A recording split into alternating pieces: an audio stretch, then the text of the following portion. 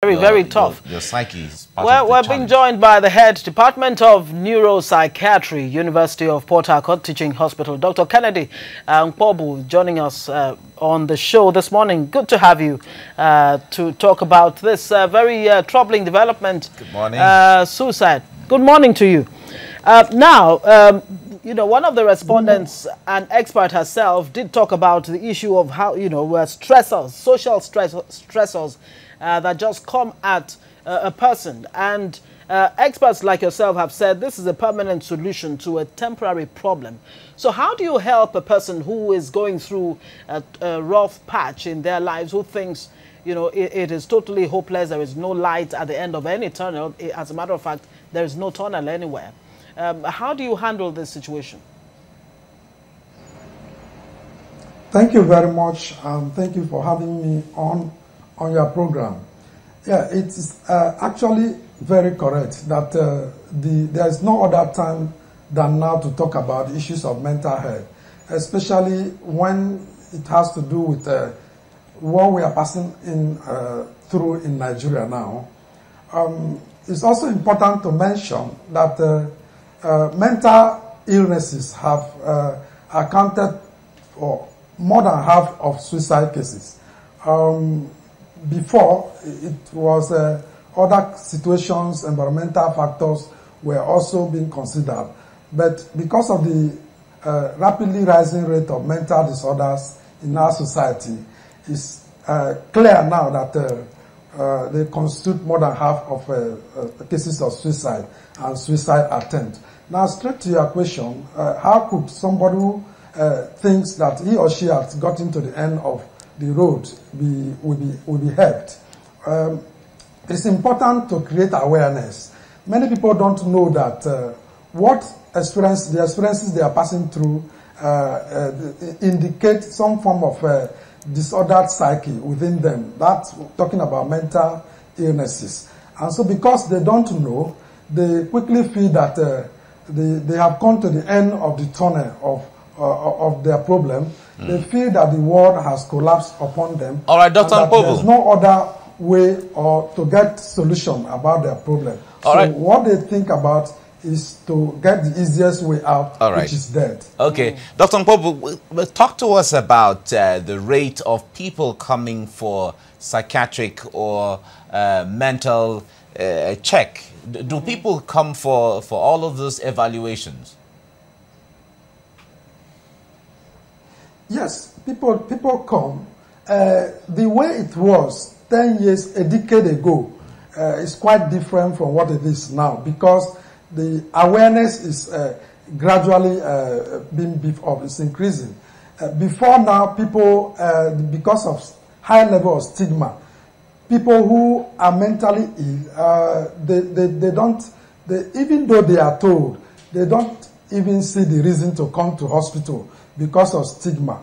But the stigma is gradually waning off. So that is accounting for the increasing attendance in hospital of those who have mental illness. So they are coming. And we hope that at this rate, especially if we don't relent in our effort to increase awareness, the rate of hospital utilization, as it has to do with mental illness, will continue to increase. So now, sufferers do come.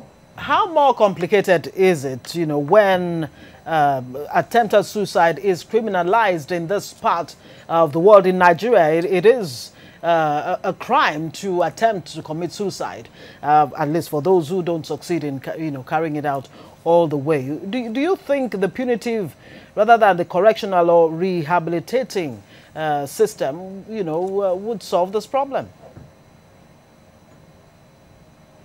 Thank you very much. The punitive measures, we've continued to say, to condemn it, and as it has to do with Nigeria, currently the laws of the land, Nigerian law, is criminalizes suicide and suicide attempt.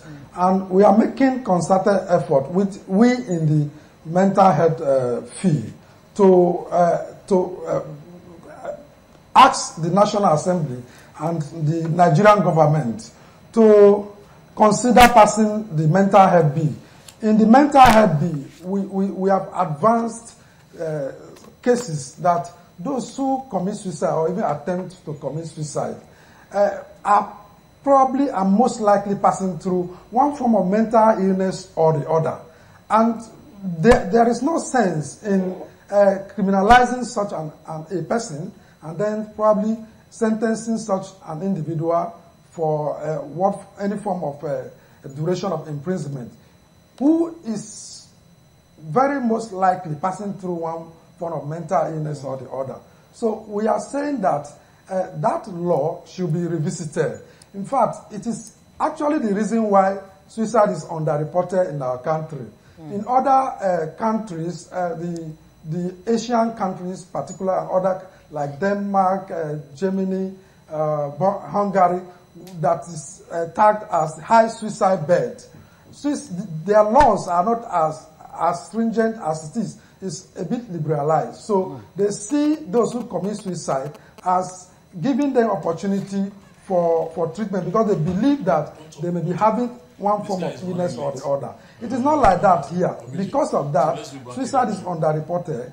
Or those who attempt to commit suicide, even their family members, will be afraid to come up to report because, of course, you know how it will end. Yeah. They will first of all be tried in the law courts. Yeah. So that is the situation. Okay. So that law needs to be revisited and changed. All right, Dr. Nkwobu, what role does alcohol and drugs play in the issue of suicide and attempted suicide? Thank you very much. Yeah. Among the mental disorders, psychological problems that could cause suicide or attempted suicide, we know that depression is still taking the lead.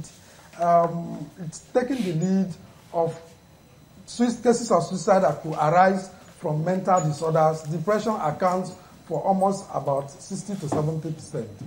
Now, the next after depression is substance abuse. Substances of abuse, including alcohol, leading, then followed by cannabis, cocaine, heroin, and the other ones, amphetamine. They found also significant place in the causation of suicide. It's been said that substances of abuse alter the cognition and judgment of the user. And so they do not have that liberty to be able to assess their problem, know that there are other ways of getting solutions for their problems. And so the easiest way is to commit suicide. You should also know that substances of abuse, they also cause depression itself. So there's an interwoven causation among all these.